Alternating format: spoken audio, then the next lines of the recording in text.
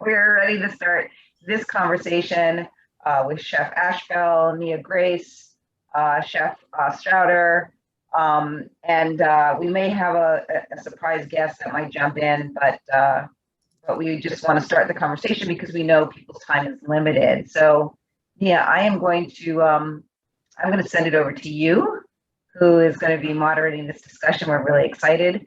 And if everyone can just introduce themselves, and I am going to go away and have a wonderful conversation.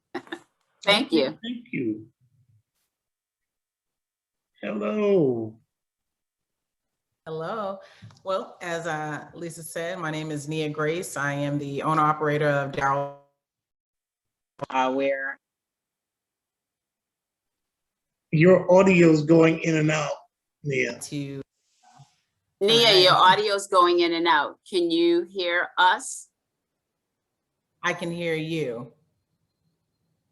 And me as well. I'm Ashbell. Can you hear me? Can you hear me? Yeah. Yes, I can hear you now, but your audio was fading in and out. Okay, perfect. So but I definitely can hear you now. Perfect.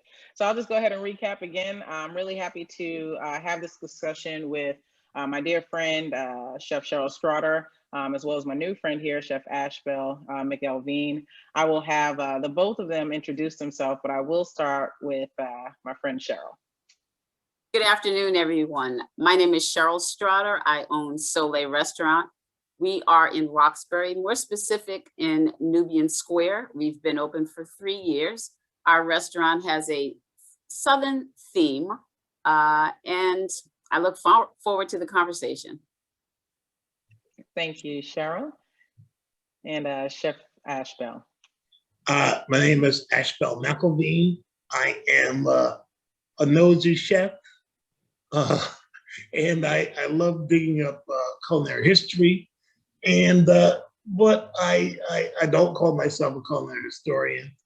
I am a serial entrepreneur, and I've had restaurants and businesses, and currently I own ashbells.com. It's a site that sells premium seafood and meats, and I'm the founder of the James Hemings Society.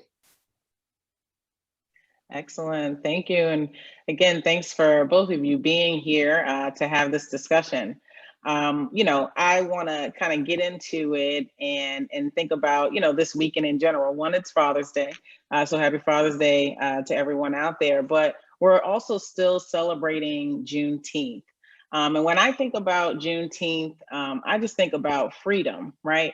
Freedom to express ourselves, freedom to gather, freedom to celebrate our history unapologetically, and in fact, stand in front of it. And I think that's what we'll get to first.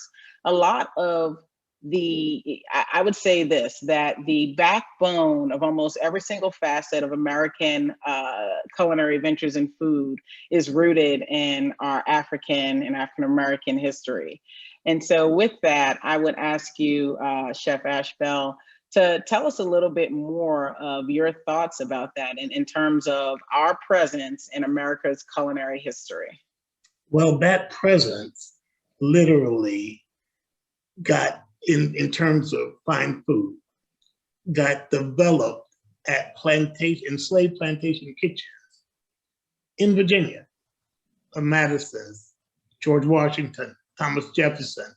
And it was the enslaved cooks, particularly from Washington's Hercules Posey, and with Jefferson, James Hemings. And they literally brought fine plantation food, which is has its roots in King Edward VIII's palace, where he had the groaning boards. That's where the groaning boards come from. And this transition from Virginia to Philadelphia became the first instance of fine food, fine American food in an urban setting. So it moved from those small plantations into the urban setting and then got replicated and then went on and went north, actually.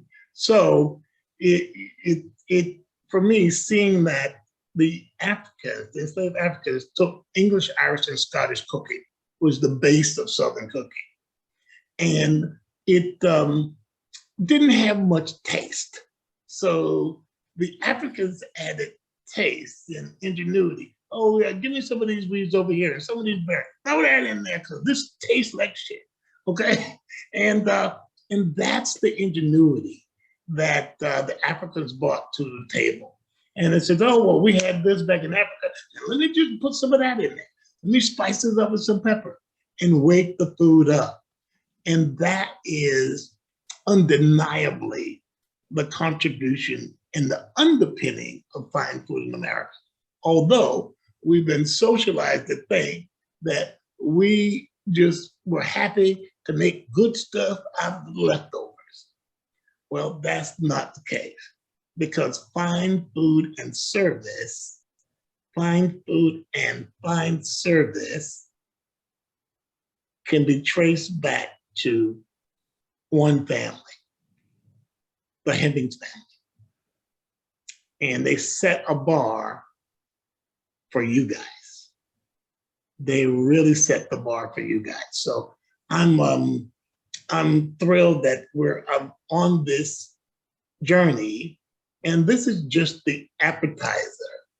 James Hemings in Paris, which is the next part of this, is going to absolutely blow your mind, because if you can imagine an enslaved person from Richmond, Virginia, at the time, only one brick structure in the whole town that couldn't be burnt by fire, no paved roads, and he arrived in a city that had 500,000 people.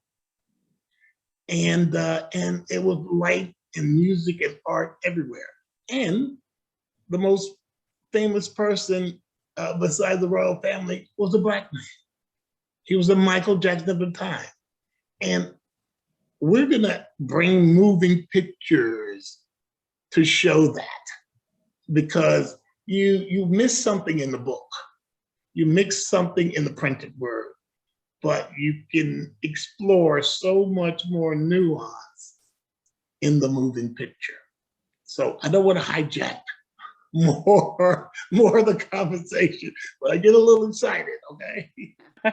No, this was wonderful. And I mean, I think you hit it. What you said is that Africans had added the taste and ingenuity, to kind of wake up the food. What I really think we can simply say is that we added the soul to the food. Oh, undeniably so.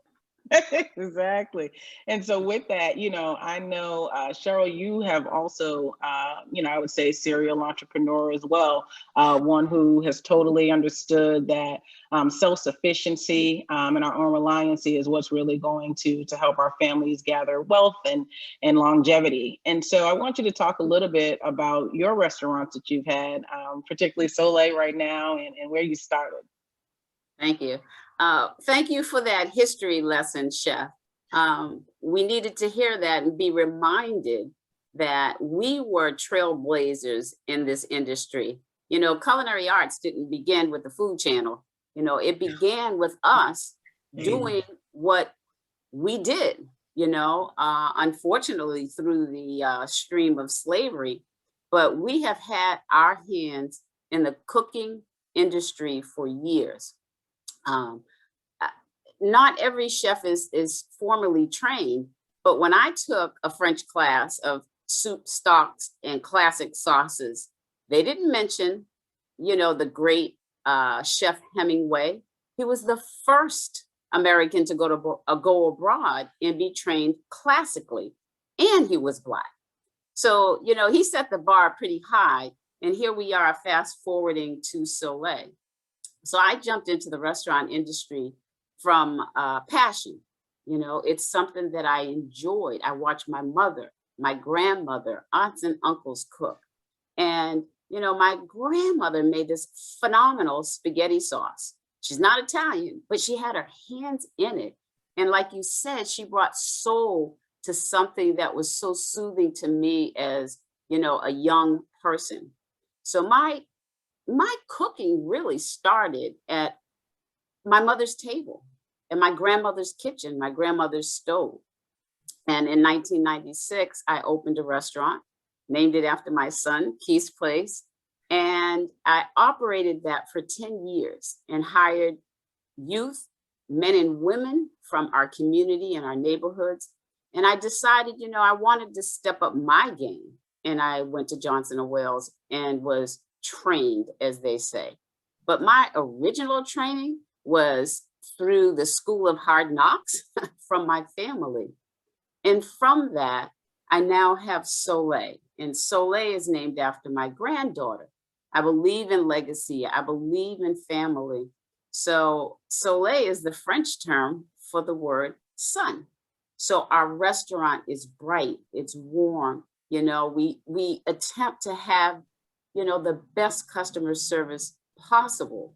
And that's what you get from Soleil. And when you think about spices and herbs and seasoning, when I'm asked, well, what kind of restaurant is it? I say we lean towards Southern cuisine because we do have the mac and cheese and the collard greens and all that good stuff. But I infuse my food with a lot of flavor. So in my collard greens, you'll find turmeric and smoked paprika. In my mac and cheese, I do use, some fresh herbs just to tweak the flavor because you want to wake up the food. I don't want my food to taste like everyone else's food. So I play with it. I season it at all levels. I season the macaroni. I season, the cheese sauce. And then when it comes all together, I play with that again because you want it to be something that people will return for. So that's a little bit about Soleil. That's how I got to where I am. It was starting in my mom's kitchen and my grandmother's kitchen. Mm-hmm. I thank you for that. You touched on legacy, right? That's everything that you're talking about there, from your mom to your grandma to even the naming of your businesses and where you're going next. And I think about our legacy. And again, to the point, we're just finding out more about James Hemings. Not we just found out, we're finding more about it. And, I'm wondering what's different now, right? For a very long time, we were maybe we were satisfied with just being in the back of the house, putting our heads down, putting some love into the food, serving it up. But what's different now that is making us, kind of dominate this landscape? We've been there, we're rooted there, but why now? Why are we talking more about it and standing out in front? And Cheryl, you could start. Why now is a good question because we've always been there. So, why now? Because his story was what was taught. You heard about all of the chefs of a different hue. Why now? Because we are making inroads more so than just cooking. We are businessmen and women. We are entrepreneurs. We are serial entrepreneurs. So we now have the ear of folks who weren't listening to us before.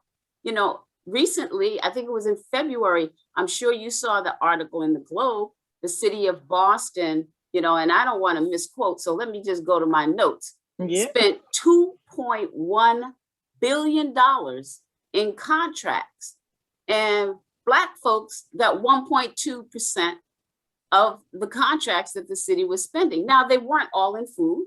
The city spends money in a variety of places. But why now? Because we want the monetary benefits of what we do in our business. I love to cook, but entrepreneurs are in business to make money. So why now? Because we are making noise that we want to be at the table. We want that seat at the table to more than just cook and serve. We want financial gains from contracts. That's why now for me. Okay. Well, okay. Amen. Okay. Let me tell you what, it's not enough to just set the table. Okay. You got to be there too. Yes, ma'am. You have your seat at the table. You have to have your seat at the table. And what's different now is I'm a little bit older than you guys. And I grew up in Jim Crow segregation in South Carolina. and went to school segregated by law. And when I was speaking to a group of college students, and I mentioned that, 30 sets of eyes looked at me like, you're crazy. Why are you saying that? Because it's not true. Well, it's not that long ago. We've been here before, but like anybody who keeps doing the same thing over and over and expect different outcome, they're insane. We're not insane. We're very awake. And some of the challenges that face James Hemings and the worst part of Jim Crow that I grew up in, we're saying not again.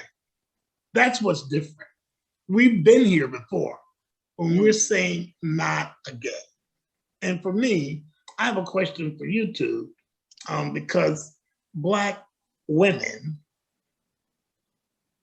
literally carried our legacies forward in the generations. They're the ones who kept the moonshine recipe. They weren't necessarily making moonshine, but you had to go to grandma to get it, okay? And then you have to get her sanction to put yourself in a position to make some illegal spirits and sell it. So she had the power to say, no, your cousin the one that's gonna do it because you're a fool. And you'll be shot first thing. And that is such a richness that I am hoping to bring out. And I'm gonna be calling on both of you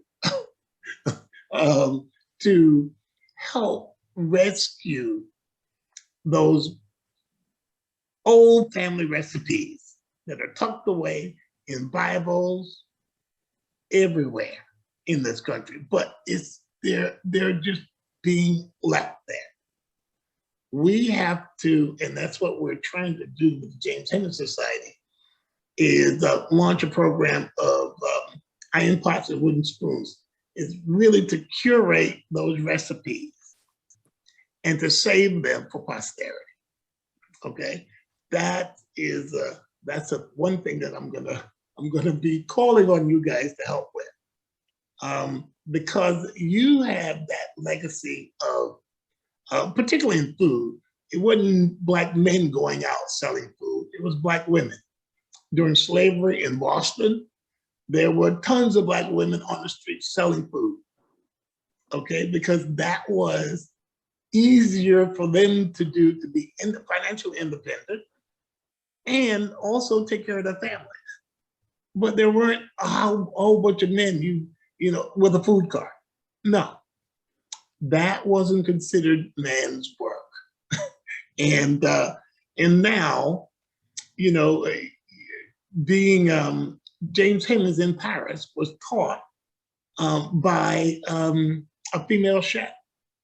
And in the 1780s, it was possible for females to actually achieve heights as chefs.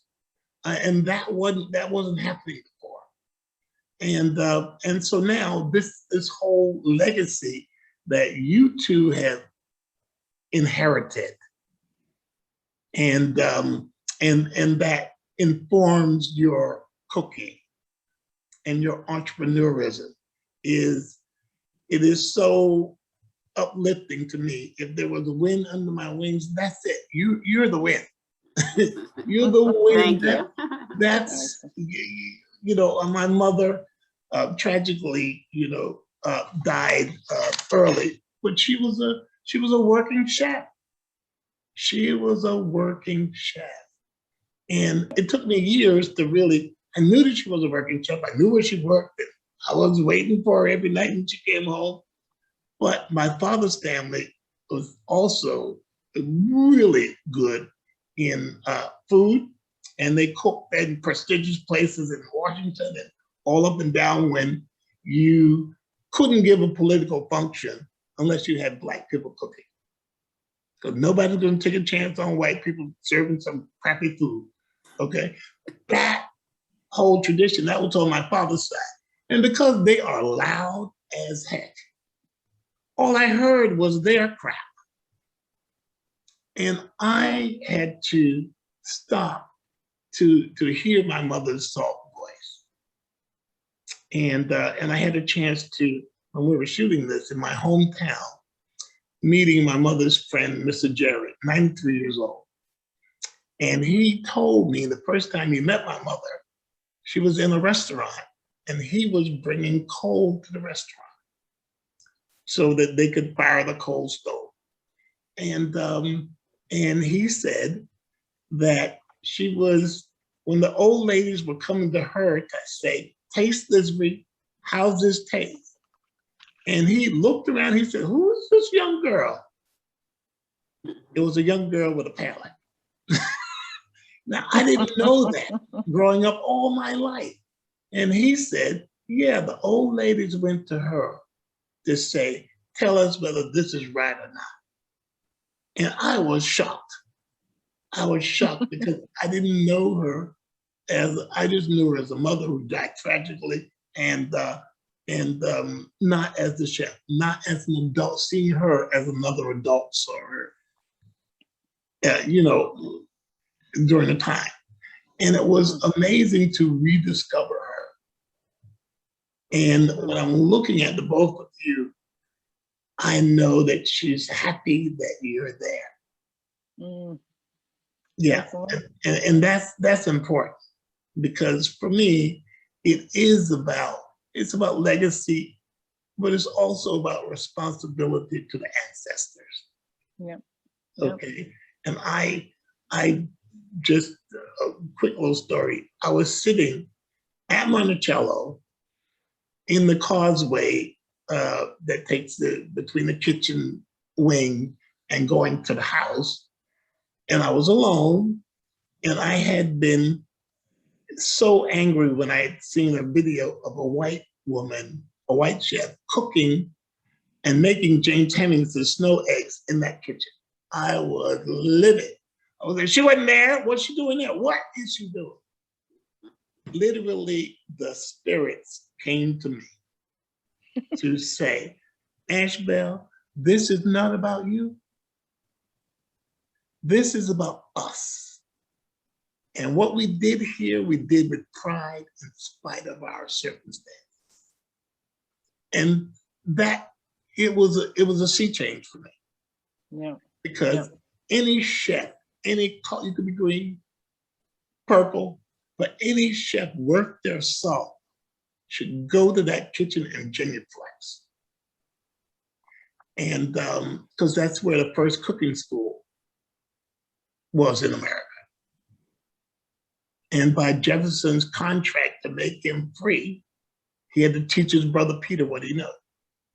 And so in teaching Peter and having to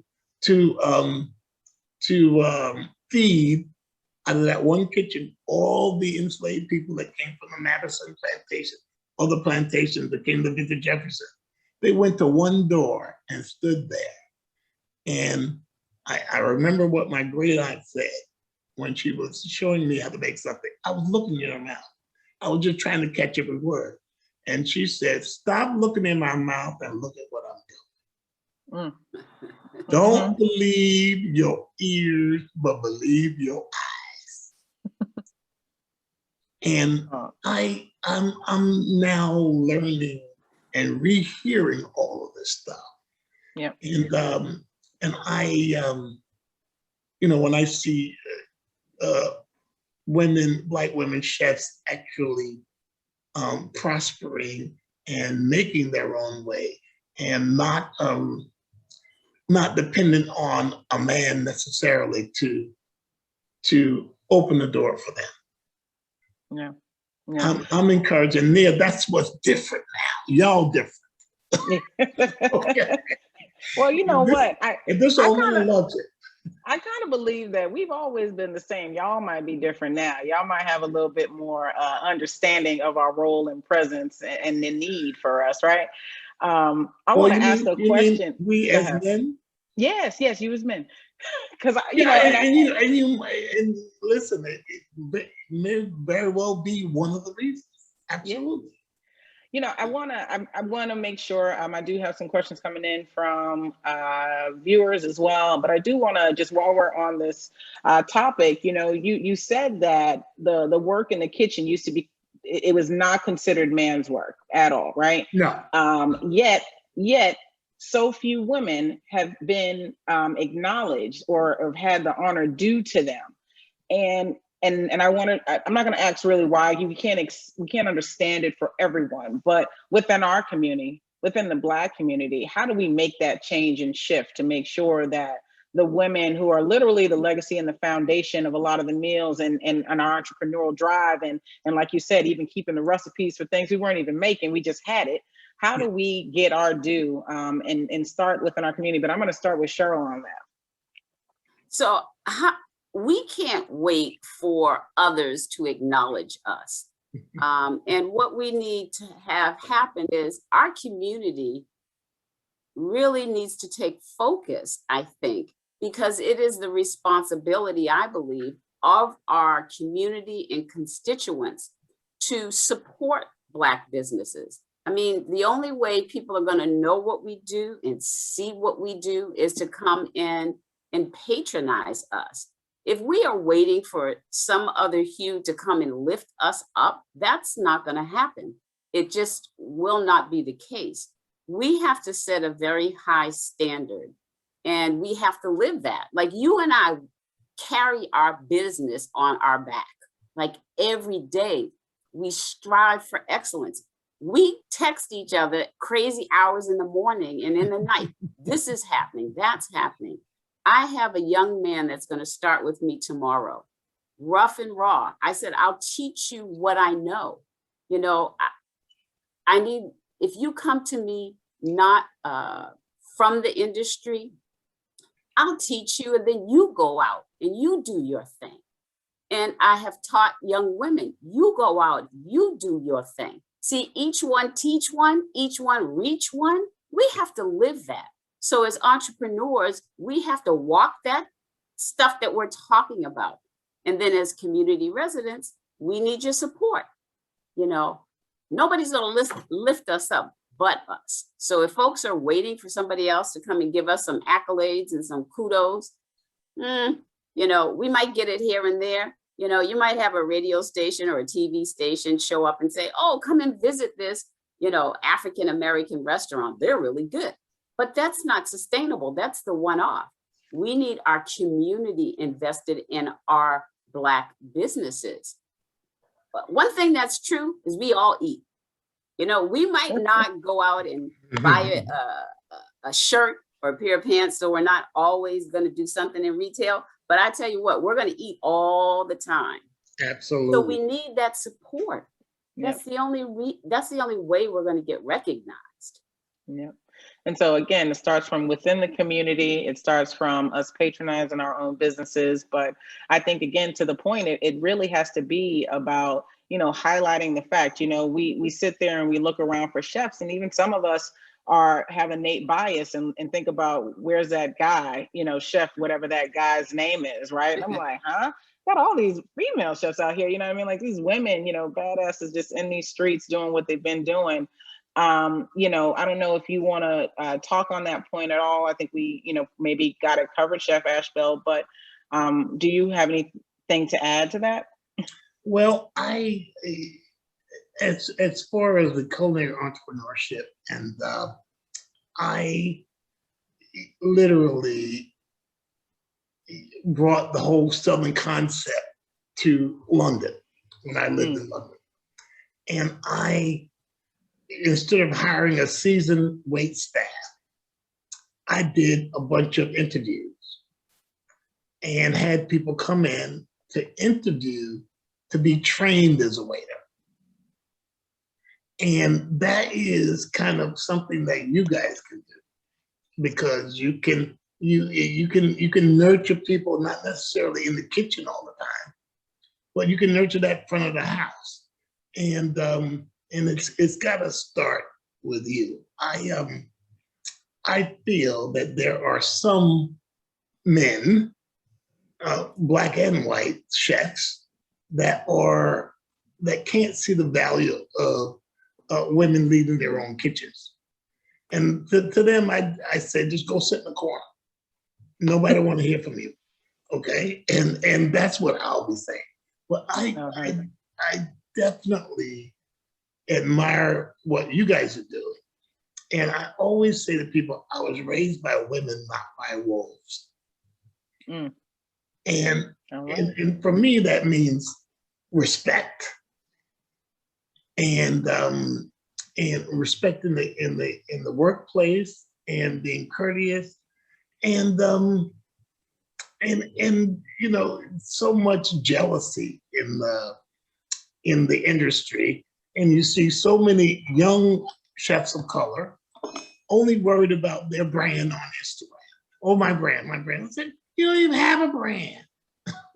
It's like, okay, but so if you have 1 million people coming, what the hell are you gonna do? Oh, I can't cook for more than 10. Yeah, well, go sit down somewhere. So anyway, I'm not shy of retiring, and this voice will definitely be added to the chorus of stuff that we need to see change. And you know, there are incredible female chefs out there, like Therese Nelson, who's my friend, who is an organizer like crazy. She reaches out to everybody, the whole spectrum. And I'm happy to be working with her, because she's the director of the James Hemings Foundation also. And Tanya Hopkins, who is the food griot, and Latoya Meagers, who actually has created the first culinary educational program for children. And she's doing it in Brownsville, doing it. That's y'all, okay? Yeah. You know, that's y'all. And it just, we need more of that. And you just say, Lord, how much can I do? I got the restaurant, I got to figure out this and figure out that. It is, God ain't giving you more than you can bear. That's all I have to say, is suck it up. So, well, I mean, go ahead. But well, you no, guys I mean, have a lot of leadership. Yeah. Well, I would say, I think that gets me, you know, even to the next, you know, point in question. We talked about training. We talked about, you know, maybe chefs not having a brand or trying to develop a brand. I'm wondering, you know, what are some of the challenges for young people to get into this field? Now, I'll ask the question again, but I'll say, you know, what your friend is doing in having that culinary training program, or what Cheryl is doing by saying, listen, I will teach you the field. I feel like having, you know, ready mentors who are ready to get their hands dirty with, you know, our young people is one of the challenges, and we kind of lack that. We are not many in the field. We are a lot in the field, but we're not many in the field, and we may not all have the same kind of capacity. So in addition to that, what are some of the challenges young people face getting into this field? Well, some of the challenges is young people think that if they get into the field, they're going to be the next great chef in a short period of time. And again, you know, the Food Channel has contributed to that. I remember when I was working at Mohegan Sun, I was overseeing their buffet at night. I was managing the kitchen. And I was the only female in a leadership role. And I was managing a kitchen of all men and one woman. But I had a great mentor. My chef would say to the staff, this Cheryl's word is final. You know, I don't care what you all think. If this is what we need to do, this is what we need to do. So I had a great mentor. That takes me back to your question of challenges in this field now. You have to come in as somebody who is willing to learn. You have to be a sponge. You know, I tell folks that I'm trying to train, you know, tell me what you know, because I believe as a teacher, you can learn. But you have to be open You have to have the ability to retain information. You have to research, you have to read. You know, if I tell you, here's our menu, I don't want you to take 2 months to learn the menu. You have to be committed to learning. So it's incumbent on the person that is coming in to show commitment. You know, you have to be able to stand. You have to be able to pivot. You know, you might be working on one type of sauce and I need you to pivot to this and then go to something totally different. So as you're trying to shape and mold young people, they've got to come in as an open sieve. They just have to retain this stuff. And they have to be willing sometimes to have their feelings hurt. I'm just going to go there. It's not that I'm doing something mean to you. It is that I'm correcting you in a better way, or at least a way that I have found to be better, you know? So share with me why this might be a good idea. I'm an open teacher, but I am committed to also teaching what I know. So some of the challenges is people aren't ready to learn this industry. They want a job, and that's a challenge. You know, they're committed to the idea of a paycheck, but they're not committed to the idea of a craft, which is different. And this is a craft. When I put my hands in the food, I cook because coming through my hands and my fingers is love and passion and, you know, what I've been taught and what I've learned and what I've carried. I cook with all kinds of emotion. You cook with your eyes, your nose, your ears. I told a gentleman the other day, that fried chicken's not right because I can't hear it popping in that grease. So your temperature's too low. Why do I cook? Because it is the nurturing thing that runs through every single person. It's the fuel that we have for our body. That's why I cook. The late Verna Sparkle said in her cookbook, Vibration Cooking, she summed it up all. That's what you're doing. That is the key to how we've survived. And for me, I'd love to, I just recently, 2014, I came back to America from living in England for about nearly 15 years. And when I came back, I literally had no Social Security. I was eligible, but it was like, oh, $2. I was like, oh, okay. Oh, you've been out of the country for 25 years. So that's why you have nothing. So on my piddly Social Security, I started my food business.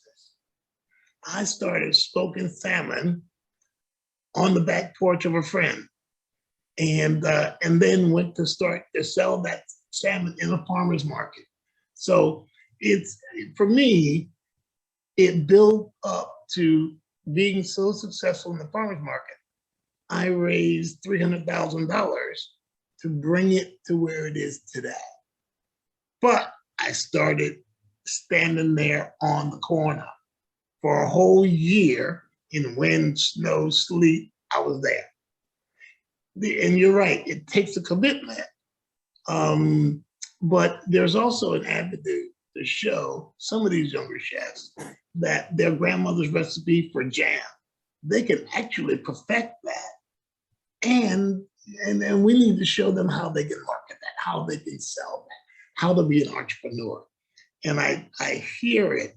I hear the passion from both of you. We got it. We're going to share it. We are going to share it to every willing person. And I tell people, I don't care what color they are. It's like, if you coming for it, I'm giving it. Because God did not give me that to, one, make a penny on, in terms of my soul. So I give it freely. And I see that coming from both of you. It's like, you show me interest and you got me. You got me. You show interest, I'm in there. I'm in your corner. And I like that very much. And we just need to connect with more like-minded people to make a real sea change. Because it's not only about owning a restaurant, it is taking grandma's recipe though, perfecting it, and marketing it. Yeah. I would say, we made our passions business, you know what I mean? At the end of the day, and I think that's why we do well in our spaces. I know that you are, Chef Ashbell, involved with many things, and you may have to depart fairly shortly. I would say, there's one thing that we continue to harp on or know, that you've got to have some humility. You got to be willing to study and a lifelong student of this industry. You definitely have to have the stamina and flexibility. And that's just to be the chef. That's just to be in the kitchen, getting the work done, getting the food out. Yeah. To be the operator, the owner, the creative who is enterprising, before you go, can you tell us what that takes?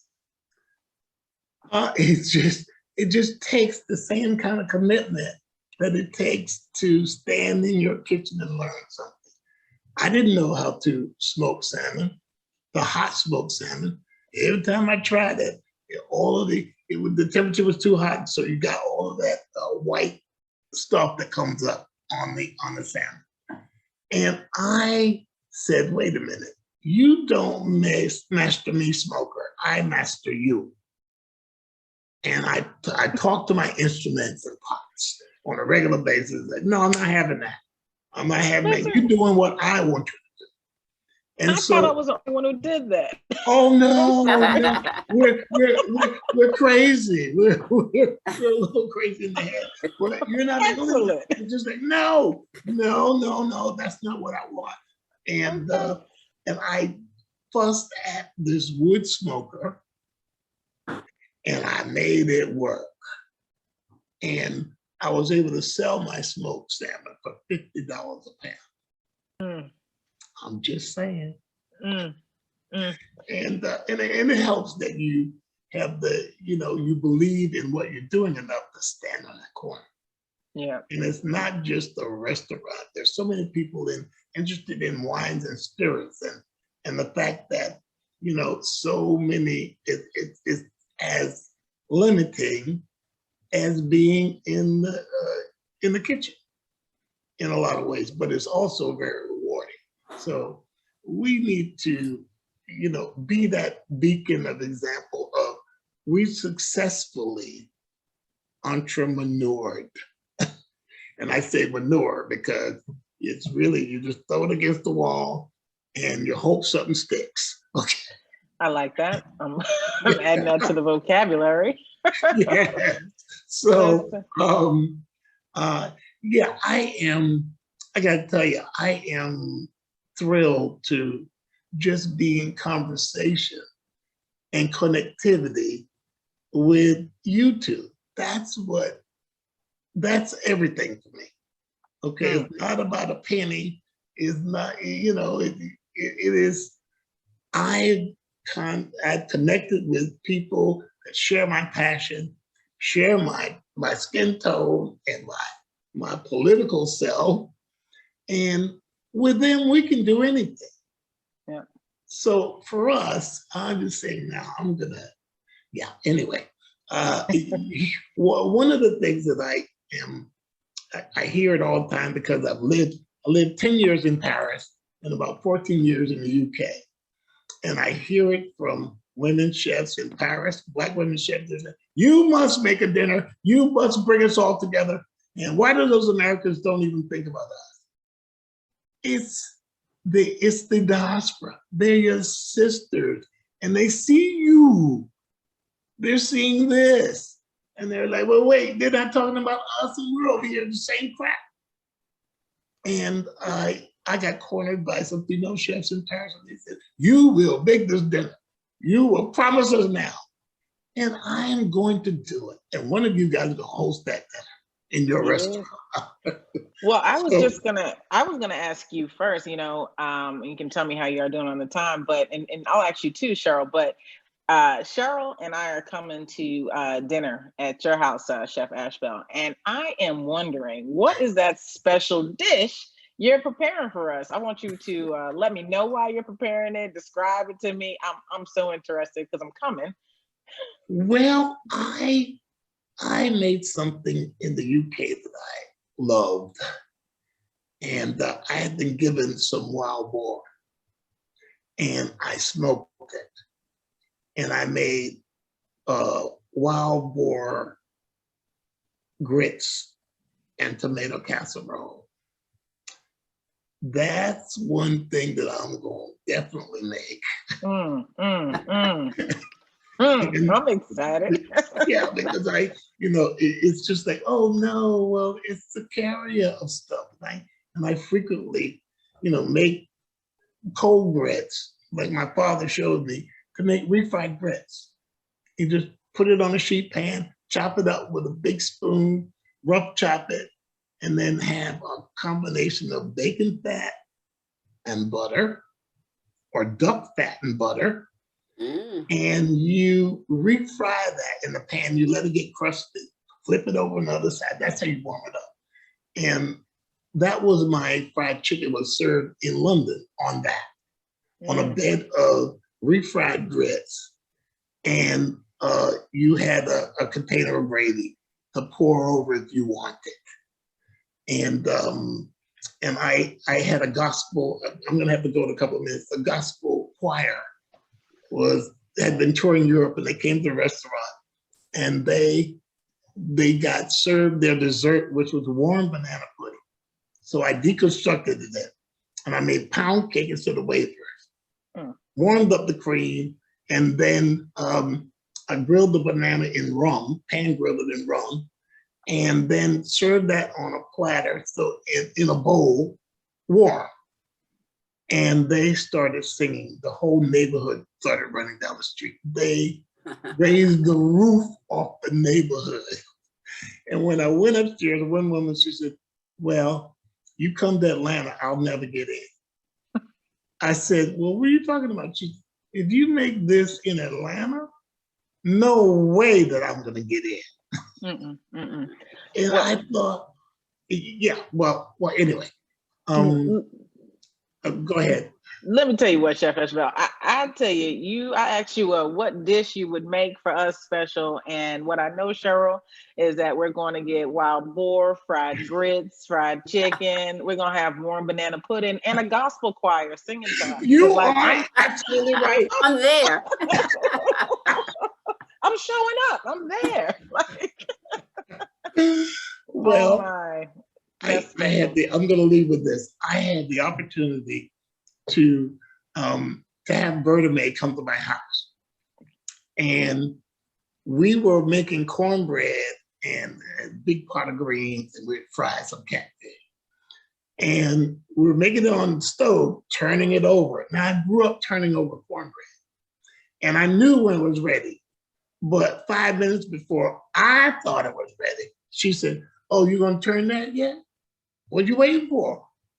And I said, "Oh, no, I don't turn right now." She took the spatula and it was over. South Carolina style. She was like, boy, that thing was ready.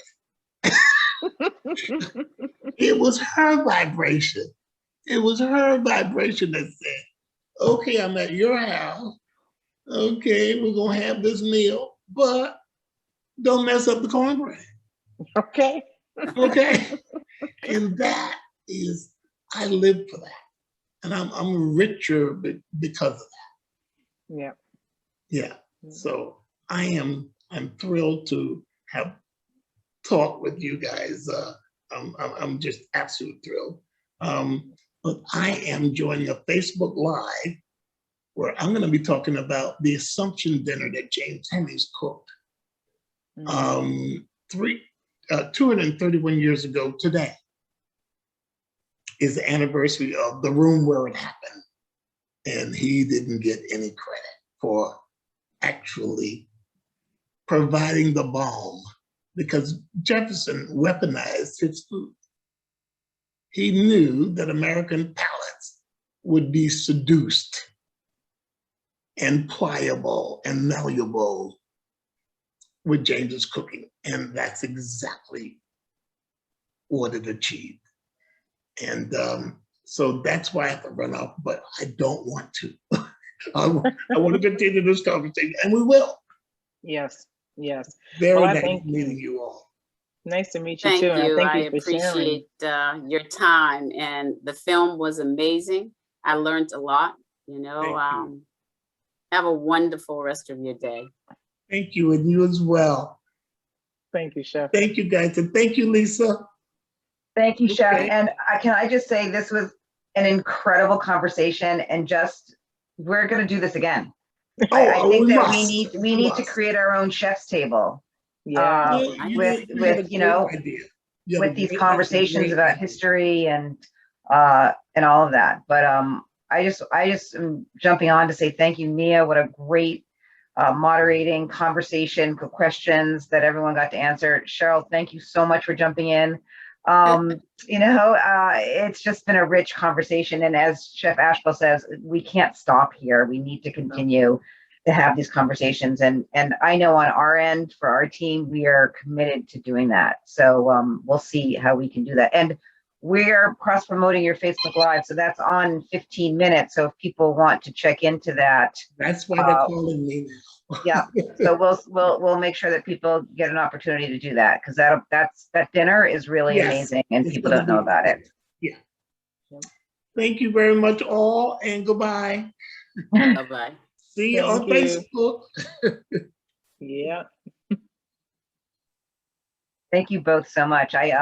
I will send you the link if you want to see what they're doing on Facebook Live tonight with this dinner, because I didn't know anything about it. But I appreciate all your comments. It's so interesting, and we just need to keep going forward. That we need to share our history, but nobody's going to do it but us. Yep. And food history, people don't always think about, right? So yeah, it's an important part of who we are. Absolutely. Like I said, we've been a part of every single facet of American food. Like, we are all through it, and down to the fine dining and the service and everything that we present. I think it's special. So we definitely should. Thank you for having us.